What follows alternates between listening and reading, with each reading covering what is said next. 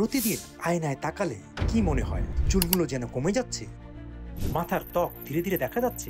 এটা কি সামান্য হেয়ার ফল, নাকি শুরু হয়েছে টাক পড়ার আগুন?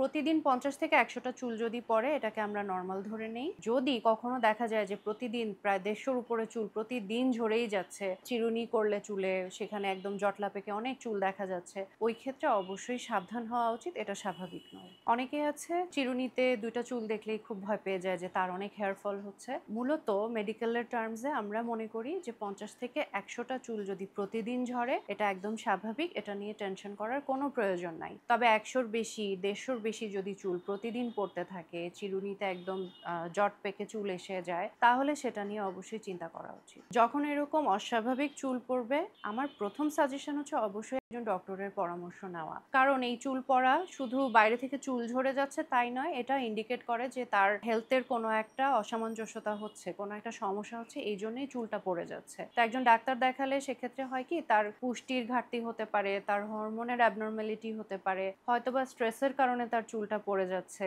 অথবা অনেক সময় জাস্ট বয়সের কারণেও চুল ঝরে যায়। কেন চুলটা পড়ছে সেটা আগে আইডেন্টিফাই যদি করে নেওয়া যায়, তাহলে কিন্তু সেটার চিকিৎসা বা বাসায়ও যদি সেটা ম্যানেজ করতে হয় সেটা প্রপারলি করা যায়। আমরা যদি আমাদের চুল কেন পড়ছে সেই কারণটাই ভালো মতো না জানি, তাহলে কিন্তু সেটার সমাধান আমরা ঠিকভাবে করতে পারবো না। ওই বিভিন্ন রকম হার্বাল তেল, শ্যাম্পু এগুলোই ব্যবহার করতে থাকবো, এর মধ্যে আমাদের সব চুল ঝরে যাবে। সবার আগে উচিত একজন চিকিৎসকের পরামর্শ নেওয়া যে কেন তার চুলটা পড়ছে এবং সেটার কারণ বুঝে সেইভাবে এটাকে ম্যানেজ করা। প্রয়োজনে কিছু সাপ্লিমেন্টস নেওয়া বা খাদ্যাভ্যাসের পরিবর্তন আনা, আর সাথে যদি হেয়ার কেয়ার করার জন্য কোনো প্রোডাক্ট ব্যবহার করার প্রয়োজন পড়ে, বিভিন্ন ধরনের হেয়ার গ্রোথ সিরাম আছে, নির্দিষ্ট শ্যাম্পু আছে, সেগুলো ব্যবহার করা।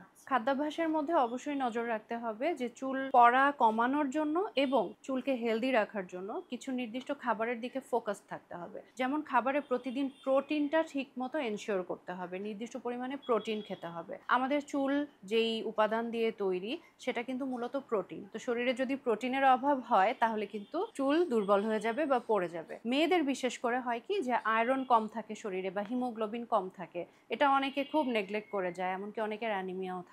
তো এই ক্ষেত্রে অবশ্যই এটা চেক আপ করানো উচিত যে তার হিমোগ্লোবিন বা ব্লাডের অন্যান্য লেভেলগুলো ঠিক আছে কিনা। যদি থেকে থাকে তাহলে তো খুবই ভালো, আর যদি না থাকে তাহলে অবশ্যই ডক্টরের পরামর্শ নিয়ে সাপ্লিমেন্ট খেয়ে সে আয়রন বা হিমোগ্লোবিন লেভেলটাকে নর্মাল করতে হবে।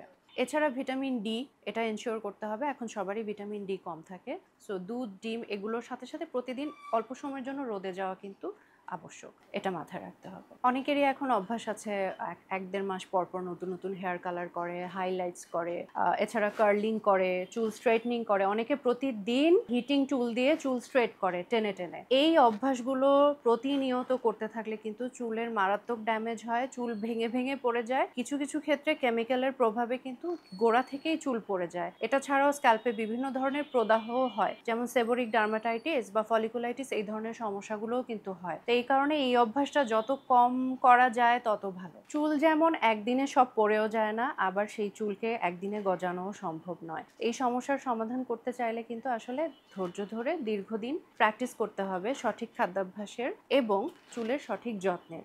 একই সাথে প্রয়োজন বুঝে যদি চিকিৎসার প্রয়োজন হয় তাহলে ডাক্তারের শরণাপন্ন হয়। এই সব কিছু মিলিয়ে সুন্দর চুল আপনি উপভোগ করতে পারবেন।